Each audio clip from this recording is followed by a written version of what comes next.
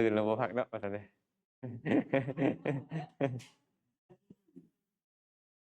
มาเริ่มปริเชษฐ์3มันจบแล้วปริเชษฐ์2คันอาจารย์ถามปุ๊บแม่แปมโลภะจิต มีเจตสิกอย่างใดเกิดความแม่แปมจะตอบว่าแม่แปมตอบว่า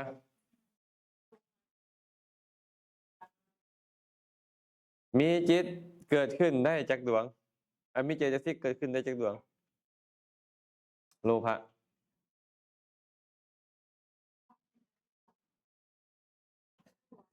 โลภะจิตโลภะมูลจิตนี่นะมีเจตสิกเกิดได้จากดวง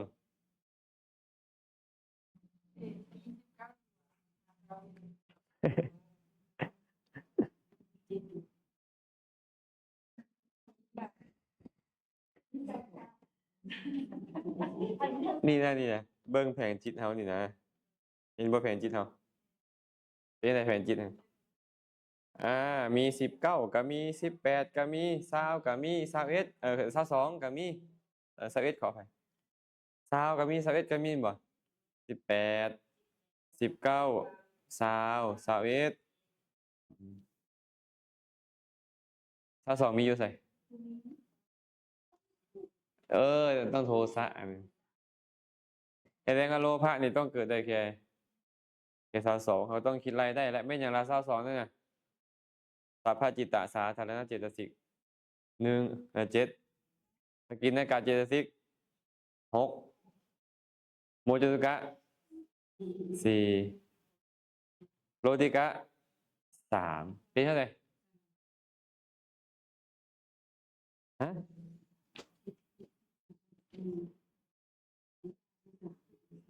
เอาอะไรไหมเด้ออัญญสมานา13โมจตุกะ4 17โลติกะเป็นฮะโลติกะ3เป็น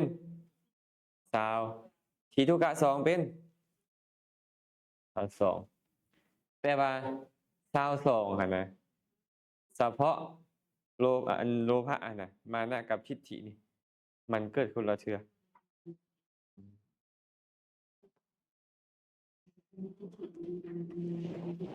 แม่นพร้อมจะต่อปฏิเสธ3หรือยังมีแล้วบ่หนังสือปฏิเสธ3นี่เนาะเปิดมาปริเฉทที่3อ่านด้วยปกิณณกะสังคหวิภาคปกิณณกะสังคหวิภาคแปลว่าหยังการรวบรวมจิตและเจตสิก53อย่างโดยเวทนาเป็นต้นจิตมีจักดวงจิตเนี่ย89เจตสิกมีเท่าไหร่บอกกันเป็นเจตสิก52จิต89รวมกันเป็น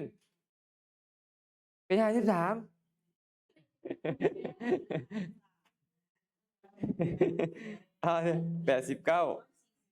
บวก52เป็นเท่าไหร่นี่ต้องอย่าเถียงแม่หมอนบอกถูกแต่ว่าบ่ถูก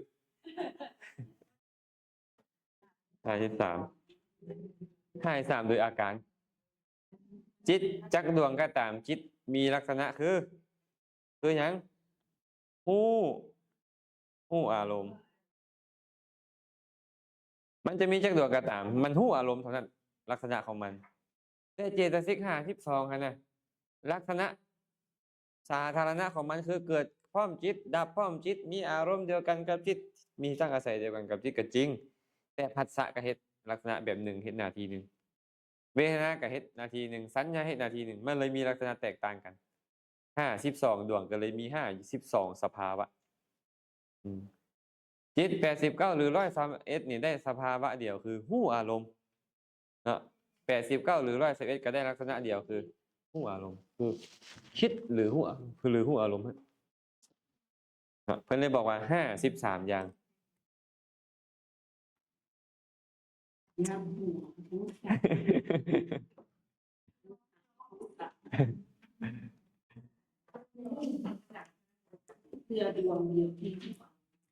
บ่ลักษณะคือ ฮู้อารมณ์มันจะเป็นโลกุตระจิตมันก็ฮู้อารมณ์มันจะเป็นอกุศลจิตมันก็ฮู้อารมณ์มันจะเป็นวิบากกิริยามันก็แค่ฮู้อารมณ์มันบ่แม่นลักษณะอื่นเนาะอย่าลืมเด้ไอ้จิตนี่น่ะจินเตตีติจิตตังแม่นบ่ธรรมชาติที่คิดไอ้คิดนี่คือฮู้ฮู้หยังอะฮู้อารมณ์นั่นแหละดวงใดก็ตามมันน่ะเฮ็ดหน้าที่คือคิดคือฮู้อารมณ์นี้มันจะเป็นประเภทใดๆก็ตามฟังทันบ่อืม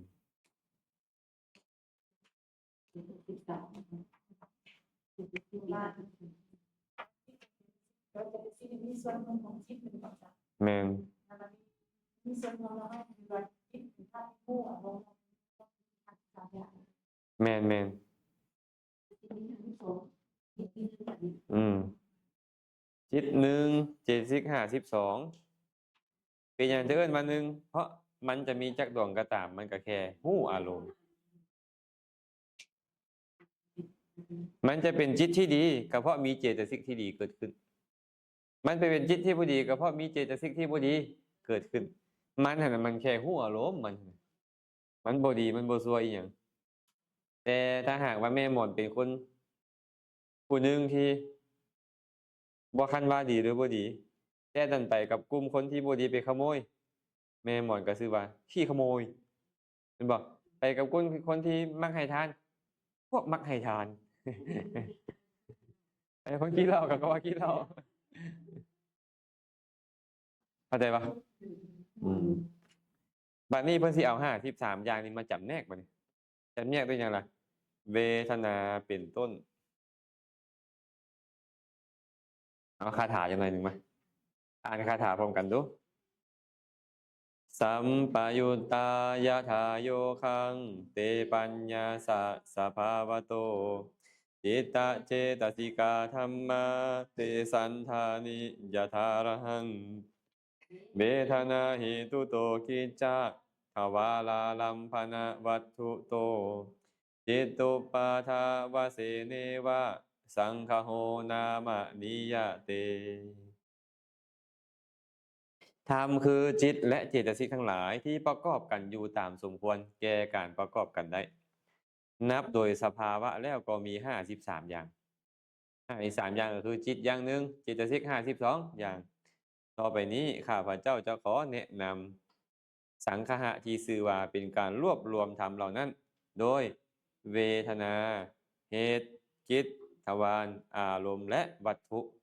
ตามสมควรแก่ความเกี่ยวเนื่องกันกับจิตตุบะนั้นๆแสดงว่าพวกเขาจะเรียนเรื่องของเวทนาเหตุจิตทวารอารมณ์และวัตถุอ้าวจือเลยเรียนเรื่องอย่างนี้เวทนาเหตุจิตทวารอารมณ์วัตถุเอาจนจื้อ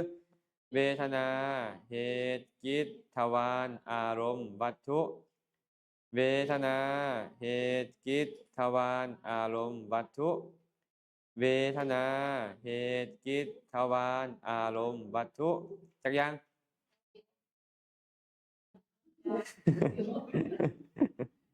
อีกรอบหนึ่งเวทนาเหตุจิตทวารอารมณ์วัตถุแสดงว่าปฏิเสธ3มาเพียง6อย่างเนาะหลายบ่6อย่างนี่น่ะ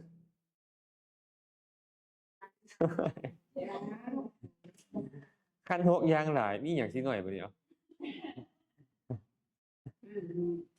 หาหน่อยบ่ดิเห็นจิตเฮายังเห็น4อย่างหนึ่งเนาะกาม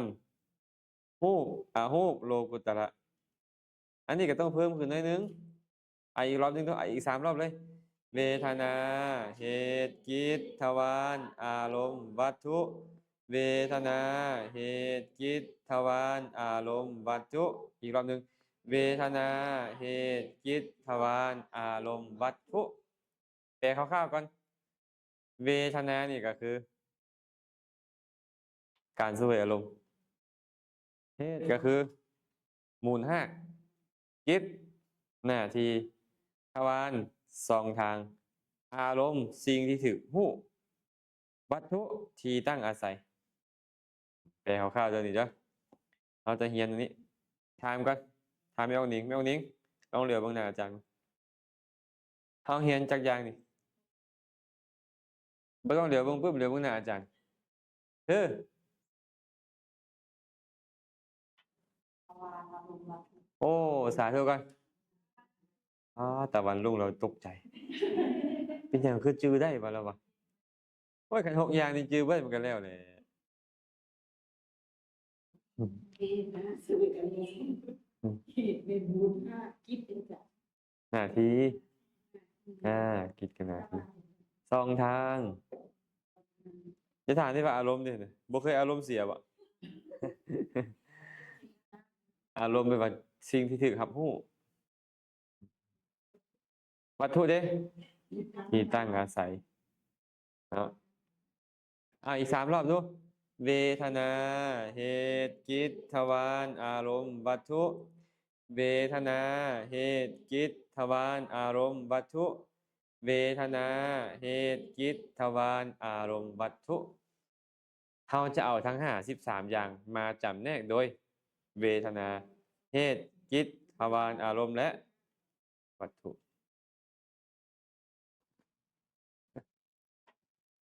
พร้อมหรือยังเมมอนพร้อมหรือยังเพื่อบุคคลมีตัวนี้ให้ไปหาเด้อ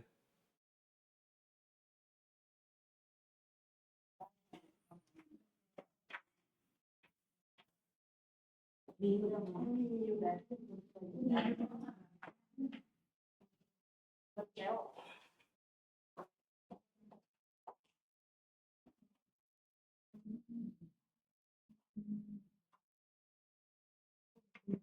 นี่เขาสิเรียนซ้ำนี่ยากบ่เอาซ้ำนี่อ่ะ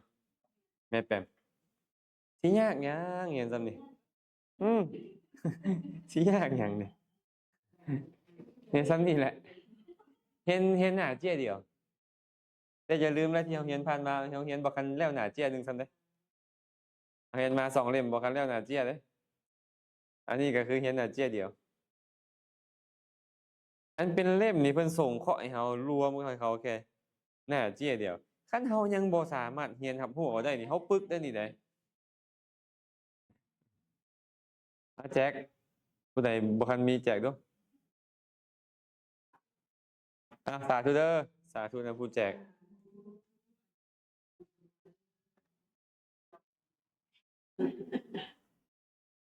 ต้องเฮ็ดใบใหญ่ๆเนาะมาติดซะนี่เลยเนาะเนี่ยเฮ็ดซ้ำกระดานนี่ได้บ่นิ้ง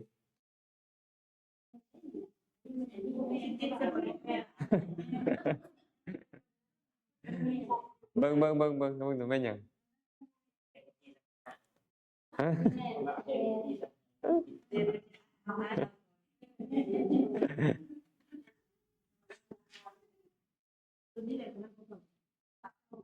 แม่มอนเอาอีกก่อนเนาะเวทนาเหตุกิจทวารอารมณ์วัตถุ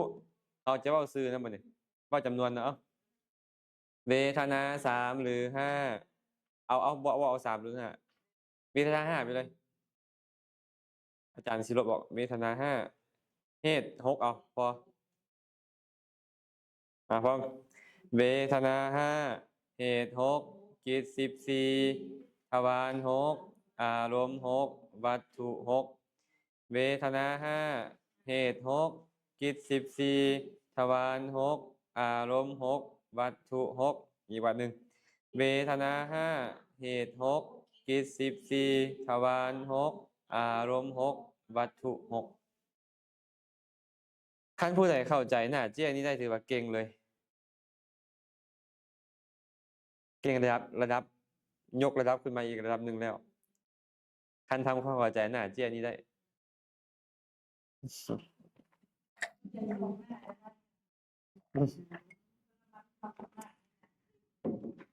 เบิ่งอันเพิ่นไปเรียนในพระไตรปิฎกเพิ่นเรียน7 ปี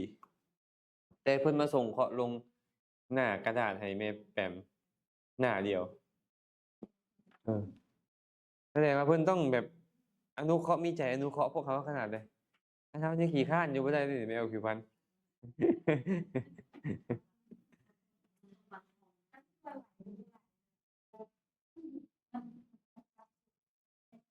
สับสนเนาะมาขึ้นตัวแรกเลยถามไม่ออกพี่วันก่อนเอาเห็นจากอย่างในเล่มเนี่ยคือเวทนาเหตุคิดทวารอารมณ์วัตถุต้องเข้าใจอะไรได้อยังมาอารมณ์เสียด้วยกันบ่ได้อะไรได้บ่นี้ได้เพราะว่าอารมณ์มันบ่เคยเสีย ใจพี่เสีย การทำมาเฮียนเรื่องอารมณ์แล้วให้อารมณ์นี่ต้องเข้าใจแล้วได้บ่นี้มาเบิ่งเวทนาก่อน เวทนานี่แปลว่าเสวยอารมณ์เนาะนี่อาจารย์เขียนไปนี่เห็นปะเวทนาคือการเสวยอารมณ์เสวยอารมณ์แบบใดล่ะเสวยอารมณ์นี่นะการดื่มด่ำในอารมณ์นั่นเอง บางเทื่อก็สุขบางเทื่อก็ทุกข์บางเทื่อก็เป็นกลางๆเวทนาสามปะเนี่ยเวทนาสามมีอย่างใดเอาอ่านดูสุขเวทนาทุกขเวทนาอาทุกขมะสุขเวทนา ได้แก่อุเบกขานั่นเองเนาะจะสุขกายสุขใจเอิ้นรวมว่าสุขจะทุกข์กายทุกข์ใจเอิ้นรวมว่าทุกข์ส่วนสิ่งที่บ่ทุกข์สิ่งที่บ่สุขเอิ้นว่าอทุกขมสุขะได้แก่อุเบกขาเนาะคันว่าเห็นอยู่บนใดว่าเวทนามีสามแสดงมาเพิ่นหมายถึงสุขกายและสุขใจรวมกันแล้วทุกข์กายกับทุกข์ใจรวมกันแล้วเอาอุเบกขามาเปลี่ยนชื่อใหม่ว่าบ่สุขบ่ทุกข์ก็หมายถึงความเป็นกลางๆอุเบกขานั่นเองทันบ่อันนี้เป็นเวทนาสามส่วนเวทนาห้าบ่เนี่ยสุขเวทนาได้แก่สุขทางกายทุกขเวทนาได้แก่ทุกข์ทางกายโสมนัสสะเวทนาได้แก่ทุกข์ทางใจโทมนัสสะเวทนาได้แก่ทุกข์ทางใจอุเบกขาเวทนาได้แก่ความเป็นกลางๆตัวนี้กับตัวนี้จึงเป็นอันเดียวกันครับจะทางกายทางใจมันบ่มีทางกายอุเบกขามีทางใจอย่างเดียวเข้าใจปะอุเบกขาทางกายบ่มีแต่ทางใจอย่างเดียว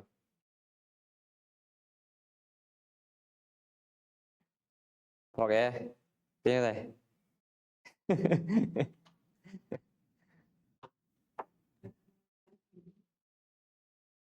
แม่อึงนี่สบายแล้วแม่อึงรอบสองแล้วเนาะแม่อึงเนาะ สีไปอีกสีไปอีก ไอ้ซุปกายนี่ไงซุปกายนี่เนี่ยมันมีดวงเดียวมาเบิ่งเอาเบิ่งก่อนสุขเวทนาสุขกายนี่มีหนึ่งดวงอยู่ได้ทุกขเวทนาคือทุกกายนี่มีหนึ่งดวงโสมนัสเวทนามี62ดวงโทมนัสเวทนาคือทุกใจมี2ดวงและอุเบกขาเวทนา55ชื่อเลย11622551162255 11622551162255ชื่อยากปะ116225แม่แปมทันปะนั่นแม่แปมทันมาเบิ่งมาเนี่ยมาเบิ่งอาจารย์ที่บ่ให้เบิ่งอยู่นี่แต่ว่าที่ให้เบิ่งแผงจิตก่อนเพราะว่าเบิ่งแผงจิตอาจจะอันนั้นก่อนเนาะ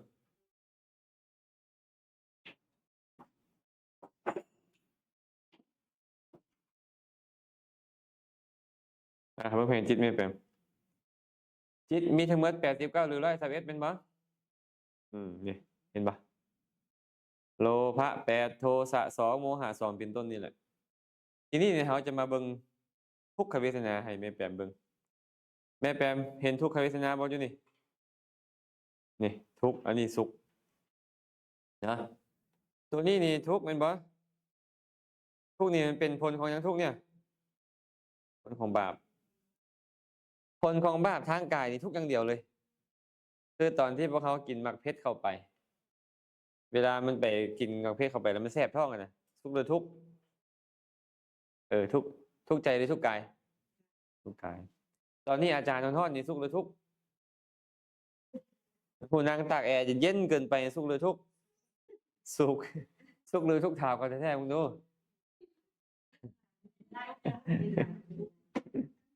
ยินหลายกระทุกแสดงว่าขั้นทางกายนี้มีดวงเดียวสุขทุกทางกายกายวิญญาณอกุศลวิบากกายวิญญาณนี่จังได้ก็ต้องทุกข์ไม่ออกพระพุทธเจ้ายังมีบ่เป็นอย่างเพิ่นยังมีก็ยังมีกายประสาทเฮ็ดบาปมาเรียกบาปส่งผลเห็นบ่พระเทวทัตกิ้งหินทับเลือดหอบบ่สบายเด้เคยได้ยินเพิ่นเว้าไปนี่บ่ทุกข์เนาะแต่ทุกข์กายบ่ทุกข์ใจทุกข์กายในเรื่องทุกขเวทนา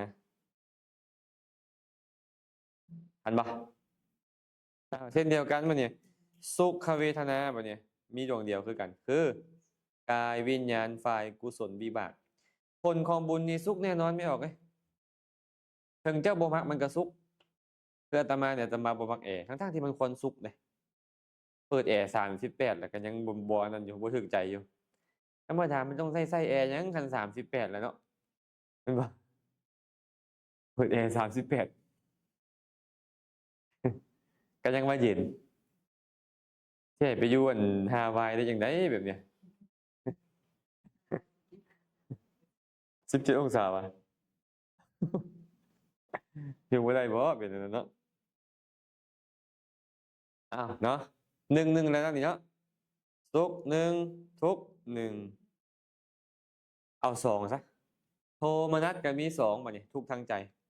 2อยู่ไสเด้โทสะ2ดวงโทสะ2ดวงนี้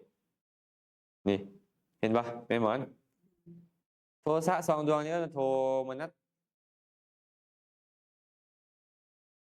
ทุกข์ใจในบริเวณตัวอื่นคันเจ้าทุกข์ใจขึ้นตอนไหน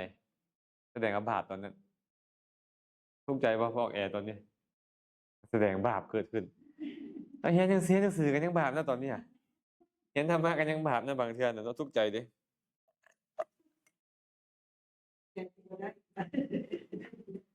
อันนี้กันเอาโคกอะไรกันทันเนาะอ้าวจากประเภทแล้วนี่3เลยเนาะ1 2เป็นปะ1ทีแรกอะทุกข์1ตัวที่2สุข2ตัวที่3โทมนัสตอนเพื่อนเรียงให้เฮาเพื่อนเรียง1162 255เป็นบ่แต่เป็นเฮามาเรียงใหม่เพื่อให้เฮาจื้อง่ายขึ้น1126255ก็ได้จะเรียงอะไรก็ได้แล้วแต่พอสิเรียงคอยเฮาจื้อง่ายนะเอามาเบิ่งโสมนัสนำกันบัดนี้โสมนัสนำกันเบิ่งนำกันเด้ออาจารย์จะขีดไว้อันใดเป็นโสมนัสเนาะเบิ่งเลยโลภะ4เป็นยังโสมนัสบ่โสมนัสโอ้ยใหญ่เพิ่นบ่โลภะ4เลยเด้อมาต่อโทสะบ่ได้แล้วเนาะอยู่อเหตุกะโสมนัสสันติรณะหสิตุปาทะ6เลยเด้อมหากุศล4มหาวิบาก4มหากิริยาจิต4 18แล้วแม่นบ่18ปฐมฌานฮอดจตุตถฌานอย่างละ4กุศลวิบากและกิริยา6แล้ววะปฐมฌานของโลกุตระอีกทุติยฌานตติยฌานและจตุตถฌาน48เท่าไหร่48 32เอานับดูบัดนี้ครบบ่เอาดี48 32 32บวก12เป็น44บวก12เป็น44บวก12เนี่ย56บวก2เป็น51 บวก4เป็นถูกบ่อ่าถูกแล้วนี่จ้ะนี่ยากบ่เอายากบ่ถามเนี่ยเนี่ยใครว่าเรียนยากเรียนบ่ยาก ไม่ได้อยากจะอยากให้มีแบบนี้ที่ไม่ชอบ ความจริงมันเขียนไว้นี่แล้วเบิ่งเด้อเบิ่งสีมันเด้อสีตัวนี้นี่น่ะเห็นบ่เพิ่นเขียนไว้นี่แม่ผมโสมนัสเอาไปไล่เอาเลยโสมนัสใส่ได้ล่ะโลภะสีอุเบกขาสันติรณะขออภัยโสมนัสสันติรณะ1หะสีตัวปะทะ1มหากุศล4มหาวิบาก4มหากิริยา4นับตั้งแต่ปฐมฌานฮอดจตุตฌานอีก12โลกุตระตั้งแต่ปฐมฌานฮอดจตุตฌานอีก32เนี่ยมันก็สิเป็นยากหยังแม่นบ่สิหยังดิเอาแม่น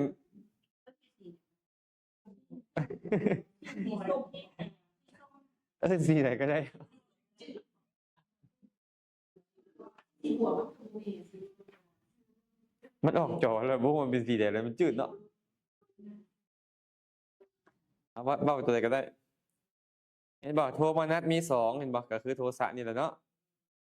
ทุกข์มี1สุขมี1เห็นปะอุเบกขาอะไรอุเบกขามาไล่เบิ่งตัวนี้อ่ะมาไล่เบิ่งคันเบิ่งแบบนี้ยันพวกเจ้าพวกเขาจื้อบ่ได้เอามาเบิ่งตัวนี้ อาจารย์จะใส่สีอื่นตัวนี้นะอาจารย์จะใส่สีอื่นอันขีดเนาะเอามาเบิ่งอุเบกขาดูอุเบกขาโลภะมูลจิต4โมหะอีก2เอา6เลยเนาะจักขุโสตคานะชิวหากายะทั้ง2ฝ่ายเว้นแต่กายจักขุโสตคานะชิวหาเว้นเนาะสัมปติชนะ2สันติรณะ2แล้วก็ปัญจทวาราวชนะและมโนทวาราวชนะอีกมหากุศล4มหาวิบาก4มหากิริยา4เนาะรูปวจร3อะรูปอีก12นับไหมโลกุตระปัญจมฌาน8เอานับขึ้นเด้อบัดนี้เด้อนั่นในหมอนนับไหมโลกุตระปัญจมฌาน8อารูป12เป็น20รูปอีก3เป็น23มหากิริยา4เป็น27มหาวิบาก4เป็น31มหากุศล4เป็น35บอกอันนี้ตัดออกแค่4อเหตุกะมี18ออก4เลยเท่าไหร่บอก14เป็น49บอกโมหะ2เป็น51บอกโลภะอีก4เป็น55ครบป่ะเนี่ยก็ไม่ครบเลยมันยากอีหยังบ่ยากนะบ่ยากมาเบิ่งสีนี้บัดนี้เอาเบิ่งสีนับขึ้นใหม่เพื่อให้ช่ำชองเนาะเห็นบ่อุเบกขาเห็นบ่สีนี้เนาะโลภะมูลจิต4โมหะ2อวิปัญจวิญญาณ8สัมปติชนะสันติรณะอีก4กิริยาอเหตุกะ2มหากุศล4มหาวิบาก4มหากิริยา4โลกุตระ8อารูป12แล้วก็รูปวจรปัญจมฌาน3ผิวพรรณเบิ่งทันบ่ฮะบ่ทันบ่ไหนบ่ทันตัวใดบ่ทันบ่เลยเอาเบิ่งนี่อันนี้นี่เพิ่นแต้มอีหยังเนี่ยเพิ่นแต้มอีหยังถามก่อนเพิ่นแต้มอีหยังก็ตัวแพงจิตนะนี่นะก็ตัวแพงจิตหั่นน่ะแต่ว่าเพิ่นบ่เขียนให้ซื่อว่าอันใดเป็นตัวใดนะเพราะหยังเพิ่นยังบ่เขียนเพราะเฮาเรียนมาแล้วเก่งแล้วเพิ่นว่าแพงจิตนี่นะ มันเบิ่งออกแล้วว่าจำเป็นต้องเขียนแล้วว่าอันนี้เป็นอันนั้นบอกออกไอพอนนี่มีอะไรทันบ่ล่ะมื้อนี้เข้าใจแล้วปะแน่ถามโลภะมูลจิตมีอุเบกขาเวทนาจักดวงถามแม่แป๋มนี่แหละโลภะมูลจิตมีอุเบกขาเวทนาจักดวงเด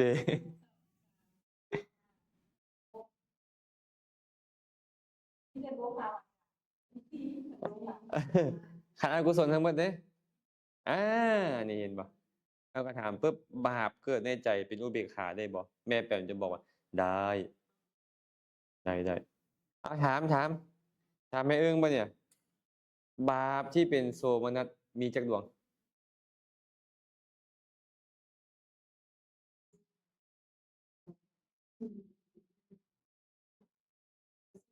สี่ดวงเป็นความโลภความโกรธหรือความหลงโลภอย่างเดียวโลภอย่างเดียวเนาะบาปที่เป็นความทุกข์มีจักดวงบาปที่เป็นโทมนัสมีจักดวงบ่ต้องคิดหลายมีบ่เกินสองดวงนั่นแน่นอน เกินสองดวงเนาะแสดงว่าตอนทุกข์ใจก็เป็นบาปตอนสุขใจก็เป็นบาปอยู่ซื่อๆเป็นบาปบ่เฉยๆบ่สุขบ่ทุกข์เป็นบาปได้บ่ได้นี่น่ะทั้งโมหะสองทั้งโลภะสี่นี่เห็นบ่แสดงว่าอกุศลนี่นะแม่หมอนอกุศลนี่ได้เวทนาสามอยู่เด้ออกุศลจิตได้เวทนาสามสามคือหยังแน่โสมนัสโทมนัสอุเบกขาอกุศลจิตจักดวงไม่ผิวพรรณอกุศลจิตจักดวง12แบ่งเวทนาได้3เนาะโสมนัส4อุเบกขา6โทสะและโทมนัส2 4 6 2เนาะ4 6 2โสมนัสได้แค่4เห็นปะอยากชี้ไว้เห็นเนาะแสดงว่าความโลภนี่มันเกิดขึ้นนี่มันอย่าคิดว่ามันเป็นบุญนะโอ้ยเคยสุขใจแล้วเคยเป็นบุญบ่แน่สุขใจแล้วค่อยเป็นบุญนี่บ่แน่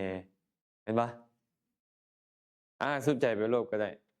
สมมุติแม่แปมนี่ไปเที่ยวกับแม่ออกผิวพรรณแล้วกินกะแล่มอยู่ห้านผมจะบอกว่าค่อยได้บุญหลายขนาดเลยมื้อวานค่อยไปกินกะแล่มบักแซ่บๆเป็นบุญหรือเป็นความโลภกันนะโลภโอ้แสดงว่าบ่ได้บุญเห็นปะบ่ได้บุญนะส่วนอุเบกขานี่บ่นี่อุเบกขาก็มีโลภะ4โมหะ2บางเทื่อก็โลภแบบน้อยๆเฉยๆบางเทื่อก็บ่โลภซื่อๆซึ้งๆบ่ไปได้มาเหนื่อยหยังคล้ายๆเฮาตอนนี้บ่แม่นแนง คันแบบนี้โมหะครอบงำเนาะบางเทื่อก็ลังเลสงสัยแม่นบ่เนาะนี่เนาะเฮ็ดนี่แม่นบ่เนาะนี่จังซี่แต่โทสะเป็นโทมนัสอีก2สรุปแล้วคืออกุศลจิตมีเวทนาได้3โสมนัสโทมนัสอุเบกขาอยู่ได้โสมนัสโทมนัสอุเบกขามาต่อแม่หมอนอเหตุกะบ่นี่แม่หมอนมีเวทนาอยู่4คือหยังเด้มาเบิ่งเด้อ4คือหยังเด้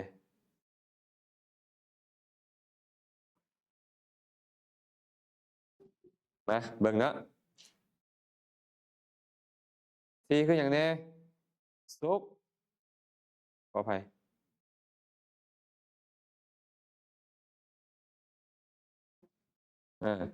และอุเบกขาโสมนัสเห็นปะทุกข์1สุข1โสมนัส2ที่เหลือเป็นอุเบกขาแสดงอุเบกขาได้เท่าไหร่หนิงโอ้โทเก่งหลายให้เก่งให้ตลอดรอดฟังเด้อ แสดงว่าอเหตุกะมีเวทนาหลายกว่าหมู่อเหตุกะมีเวทนาหลายกว่าหมู่คือ4อย่างทุกข์1 คือกายวิญญาณอกุศลวิบากสุขหนึ่งคือกายวิญญาณกุศลวิบากโสมนัสเด้โสมนัสสันติรณะและโสมนัสหสิตุปาทะที่เหลือมีเวทนาเป็นอุเบกขาเบิดเลยตั้งแต่กายะฮอดชิวหาสัมปติชนะและสันติรณะที่เหลือพร้อมกับปัญจทวาราวาสนะและมโนทวาราวาสนะ18 ดวงมีเวทนาสี่เมื่อกี้นี่12 ดวงมีเวทนา3เป็นปะอกุศลนะไปเบิ่งบ่นี่แม่มอนพวกโสภณจิตทั้งหมดบ่นี่โสภณจิตทั้งหมดจักดวงนี้59หรือ91 ดวงมีเวทนา2คืออย่างไรอุเบกขาและโสมนัสอุเบกขาและโสมนัสเป็นบ่มหากุศลก็มีเวทนาเป็นอุเบกขาได้เป็นโสมนัสได้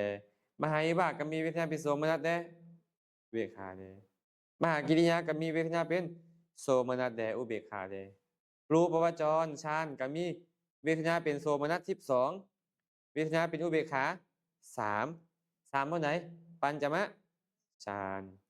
ส่วนอาหูปมีเวทนาเป็นอุเบกขาอย่างเดียว12 ดวงเนาะเช่นเดียวกันโลกุตระก็มีเวทนา2มีโสมนัส32 ดวงอุเบกขา8 ดวงจื้อยากบ่จื้อยากบ่บ่ยากถามใครเขาถามเพราะว่าแม่แปมกามวจรโสภณะที่เป็นอุเบกขามีจักดวงแม่แปมตอบไวๆแบบบ่ต้องเบิ่งหนังสือแล้วก็สาธุได้สาธุก็มันมี24ก็หารครึ่งให้มันลดนะก็ได้12แล้วน่ะมีเวทนาเป็นอุเบกขาเท่าใด12อ้าวเขาถามต่อแม่แปมอะฮูปมีเวทนาจักอย่างตอบแบบบ่ต้องคิดหลายมีเวทนาอย่างเดียวคืออุเบกขารูปวจรมีเวทนาจักอย่าง2เป็นอุเบกขาเท่าใดตอบว่า3ต้องแบบฝึกคิดไปนี่ในหัวเขาขี้เลื่อยได้ครับบ่ฝึกคิดเห็นบ่นี่ปัญจมฌานนี่เป็นอุเบกขานับตั้งแต่ปฐมฌานเฮาจตุตฌานเป็นโสมนัสเห็นบ่คันเขาถามแม่หมอนว่าแม่หมอนโลกุตระจิตมีเวทนาเป็นโสมนัสจักดวงแม่หมอนตอบว่าบ่ต้องคิดหลายตอบเลยตอบ32 48 32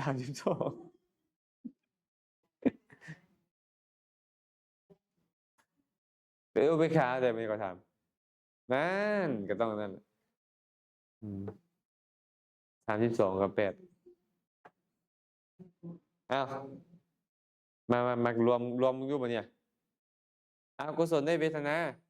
3อเหตุกะได้เวทนา4โสภณะได้เวทนา2 3 4 2รวมเป็นแล้วก็เป็น5อย่าลืมว่าเราเรียนเวทนา5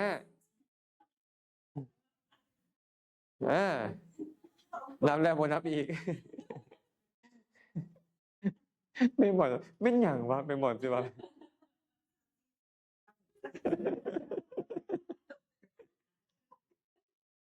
นับแล้วบ่นับอีกเด้เวทนามีแต่5นี่ยังไม่หมดนี่มันสิมีเวทนา9จักเทื่อ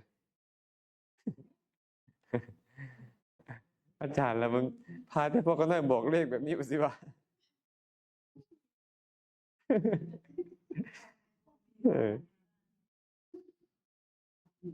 เพราะบ่เกิน5นี่เวทนาบ่เกิน5จบแล้วก็ง่ายดีบ่ง่ายบ่สมมติเขาถามแม่หมอนว่าแม่หมอนจิตที่มีเวทนาเป็นอุเบกขาที่เป็นกามวจรมีเท่าไหร่แม่หมอนตอบว่ากามวจรที่มีเวทนาเป็นอุเบกขามีจักดวงฮะเอาคักเบ้าตามไผบ่นี่แม่หมอนก็นับแหม กามวจรมีเท่าไหร่ไม่หมดนี่มานับแม่มอนนับอุเบกขาในกาม โลภะสี่โมหะสองอเหตุกะสี่โสภณะ12บวก14เป็นเท่าไหร่26บวก6เป็นเท่าไหร่อุเบกขา32อุเบกขา32เขาถามไม่อึ้งไม่อึ้งโสมนัสเวทนาในกามวจรจิตมีจักดวงไม่อึ้งตอบว่าตอบว่าตอบว่า อาจารย์ก็จี้พูดเอาสิว่ามีอยู่มีอยู่10เท่าไหร่818อยู่ใส่ล่ะโลภะ4อเหตุกะ2และกโสภณะ122 4 18ทันปะอ้าวคันเขาถามแม่พรหมว่าแม่พรหมสุขเวทนาในกามวจรโสภณจิตมีจักดวงแม่พรหมตอบว่าบ่มีสุขเวทนาบ่มีในกามวจรโสภณ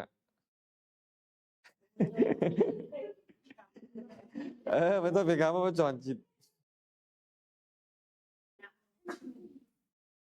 อ้าวเคยเพิ่นเห็นบอกเพิ่นบอกว่า รูปาวจรจตุตฌานมีเวทนาเป็นหยัง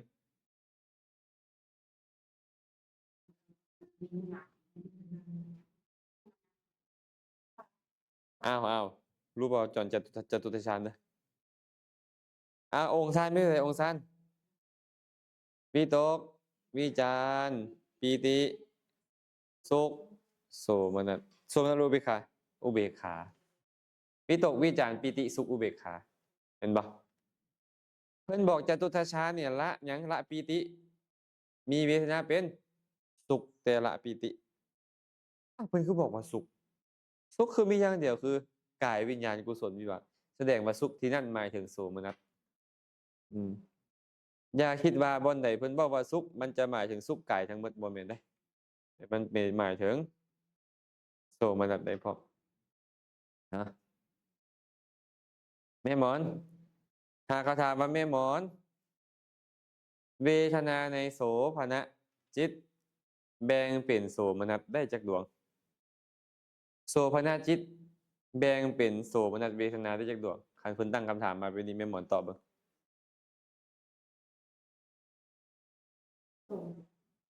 โสมนัสเด้ในโสภณจิตต้องทั้งหมดเลยเด้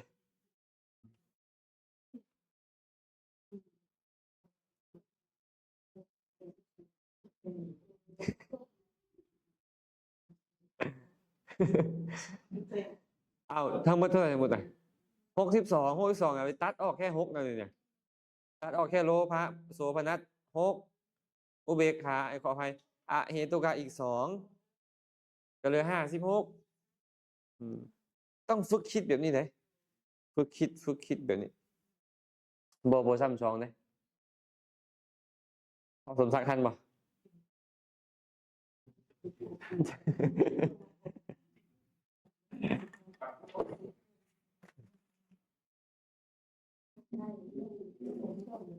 โอ้เนาะมันบ่แม่นง่ายเด้นี่เนาะว่ามันเฮ็ดง่ายๆเลยสิไปเลยเด้นี่โอ้ยอีตนผู้มาบ่ทันเด้บัดนี้ อีตนผู้มันบ่ได้มามื้อนี้เนาะ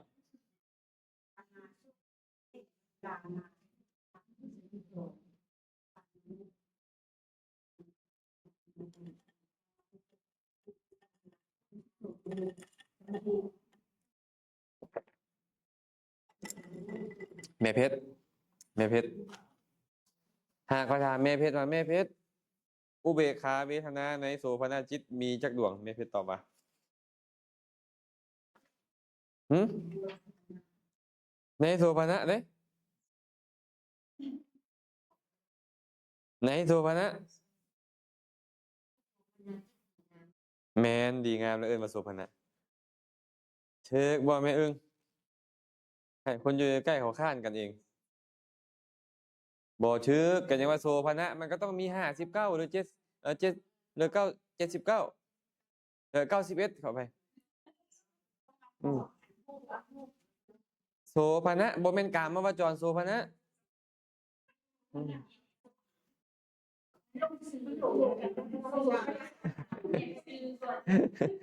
บ่เรียนซื้อแต่เอาเรียนมา2เล่มแล้วบ่เรียนซื้อจังได๋เรียนปริเชษฐ์1ปริเชษฐ์2มาเบิดแล้ว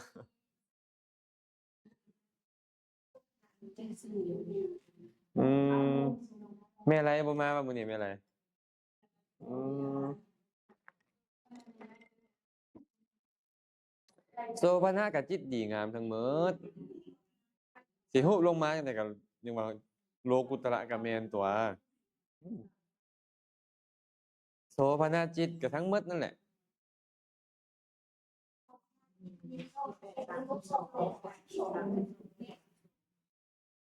ลบยังเอาเกาะโอ้บ่พอ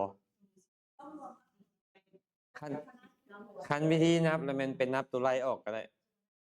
ไล่อุเบกขาออกจากอันอกุศล10อัน6ดวง และอเหตุกะจิตอีก14 6บวก10เป็นเท่าไหร่20 55ลบ20เหลือเท่าไหร่35ไปไล่เบิ่งบ่เนี่ยไปไล่เบิ่งบ่เนี่ย35เป็นหยังกามวจรโสภณะ12เห็นบ่ปัญจมาฌานตั้งแต่รูปจนฮอดโลกุตระอีก11เป็นเท่าไหร่12บวก11อ่ะ23มาบวกรูปอีก12เป็นเท่าไหร่35คิดทันบ่เนี่ยเอาคิดทันบ่คิดบ่ทันดอกอาจารย์ว่าพักผ่อนก่อนซะพักผ่อนก่อนชั่วโมงหน้าจะเข้ามาใหม่